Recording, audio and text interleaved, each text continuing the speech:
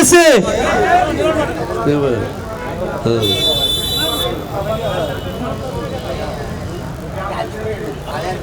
భారతదేశ సమగ్ర అభివృద్ధికి తోడ్పడే కులగణన చేపట్టాలని కాంగ్రెస్ పార్టీ కామారెడ్డిలో డిక్లేర్ చేసిన స్థానిక సంస్థల్లో 48% రిజర్వేషన్లు అమలు చేయాలని ఈరోజు ఇందిరా పార్కు దగ్గర చేస్తున్న బీసీల సత్యాగ్రహ దీక్షకు విచ్చేసిన ప్రతి ఒక్కరికి పేరు పేరున ఉద్యమాభివందనాలు.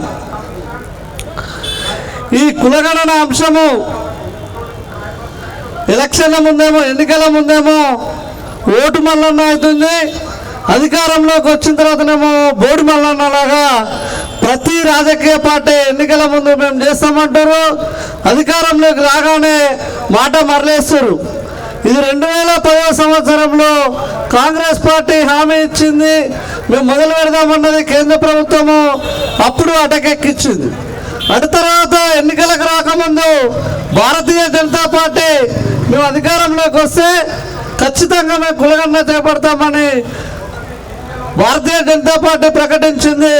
తర్వాత సుప్రీంకోర్టులో ఇదే అధికారంలోకి వచ్చిన బీజేపీ మేము కులగణన చేయబోమని అఫిడవిట్ ఇచ్చింది.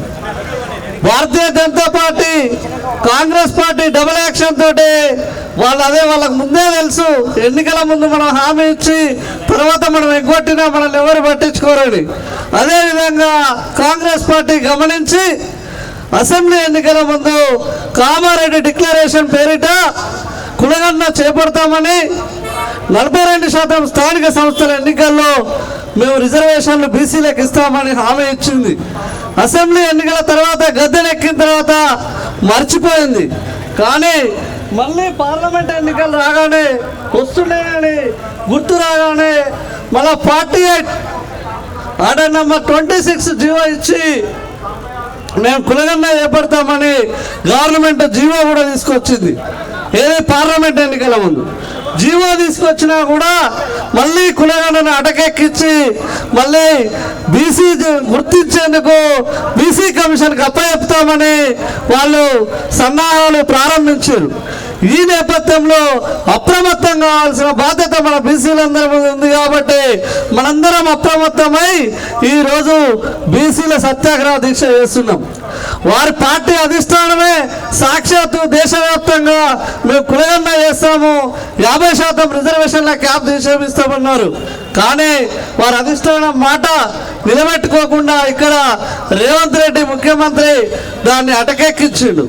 అయితే ఎన్నికలకు ముందు ఏదైతే రాహుల్ గాంధీ జోడో యాత్ర చేసిండో ఈ తెలంగాణలో కనుక కులగణన చేపట్టకపోతే యావత్ భారతదేశంలో బీసీలు కాంగ్రెస్ జోడో యాత్ర చేస్తామని మేము హెచ్చరిస్తున్నాం. ఖచ్చితంగా మేము ఈ సత్యాగ్రహ దీక్ష నుంచి ప్రకటిస్తున్నాం. కాంగ్రెస్ పార్టీ ఖచ్చితంగా ఇచ్చిన కామారెడ్డి డిక్లరేషన్ను అమలు చేయాలని డిమాండ్ చేస్తున్నాం. లేని పక్షంలో బీసీల ప్రజాగ్రహం ముందు మీరు తలవంచాల్సిందే అని ఈ సందర్భంగా మేము హెచ్చరిస్తున్నాం. ఈ అవకాశం ఇచ్చిన ప్రతి ఒక్కరికి పేరు పేరున ధన్యవాదాలు.